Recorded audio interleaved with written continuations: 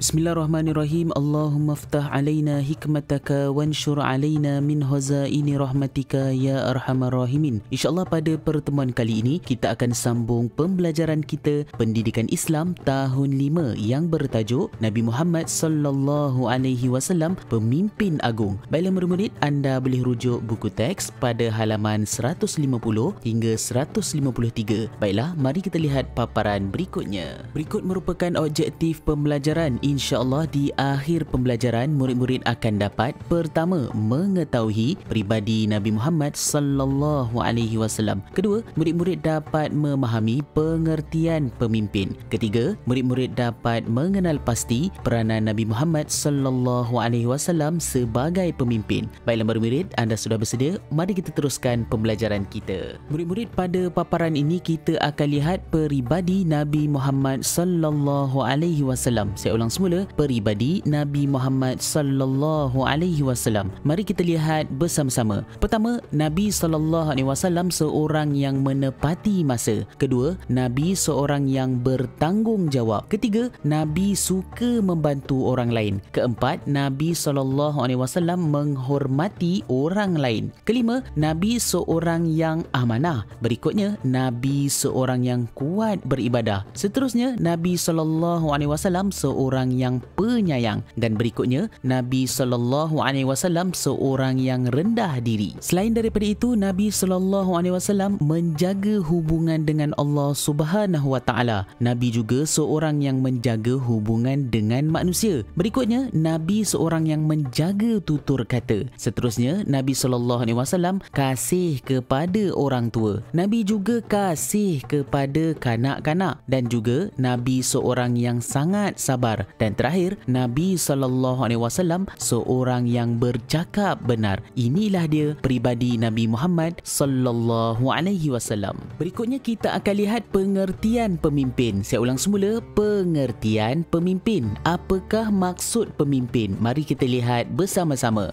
Maksud pemimpin. Pemimpin ialah individu yang bertanggungjawab menerajui sesuatu organisasi. Saya ulang semula, pemimpin ialah individu yang bertanggungjawab menerajui sesuatu organisasi. Bahasa mudahnya ialah pemimpin ialah seorang ketua yang bertanggungjawab memimpin sesuatu pasukan. Inilah dia yang dimaksudkan dengan pemimpin.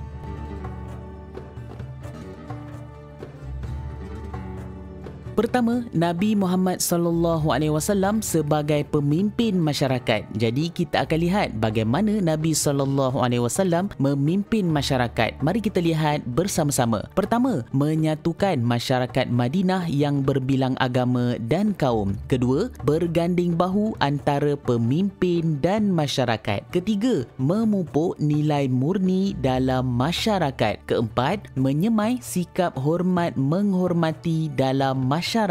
Kelima, tidak menggunakan kekerasan dan paksaan. Keenam, menjadikan masjid pusat dakwah dan kegiatan masyarakat Islam. Inilah dia contoh Nabi Muhammad sallallahu alaihi wasallam sebagai pemimpin masyarakat. Kedua, Nabi Muhammad sallallahu alaihi wasallam sebagai ketua tentera. Jadi kita akan lihat bagaimana Nabi sallallahu alaihi wasallam menjadi ketua tentera. Mari kita lihat bersama-sama. Pertama, menghulurkan perdamaian dengan kabilah dan negara luar. Kedua, tenang dan bijaksana. Ketiga, merancang strategi peperangan. Dan keempat, menjaga adab ketika berperang dengan tidak membuat kerosakan dan pembunuhan pada orang tua dan anak-anak kecil. Inilah dia Nabi SAW ketika mana menjadi ketua tentera. Ketiga, Nabi Muhammad SAW sebagai ketua hakim. Jadi kita akan lihat bagaimana peranan Nabi SAW sebagai ketua hakim. Mari kita lihat bersama-sama. Pertama, menjadikan Al-Quran dan petunjuk Allah sebagai asas menjatuhkan hukuman. Kedua, adil dan saksama serta berpendirian tegas. Ketiga, menjatuhkan hukuman berdasarkan bukti dan saksi yang kukuh. Inilah dia peranan Nabi SAW sebagai ketua hakim. Keempat, Nabi SAW sebagai perancang ekonomi negara. Jadi kita akan lihat bagaimana Nabi SAW mengatur ataupun merancang ekonomi negara? Mari kita lihat bersama-sama. Pertama, menghapuskan dasar ekonomi jahiliah. Kedua, memungut zakat kepada yang wajib membayarnya. Ketiga, mewujudkan dasar ekonomi Islam yang adil. Keempat, mengagihkan zakat kepada mereka yang layak. Kelima, membasmi semua bentuk penindasan seperti riba dan penipuan. Inilah cara ataupun Nabi Muhammad SAW merancang ataupun mengatur ekonomi negara. Alhamdulillah, itu dia tadi pembelajaran kita pada hari ini. Semoga anda dapat beramal dengan ilmu yang telah dipelajari. Baiklah, seperti biasa,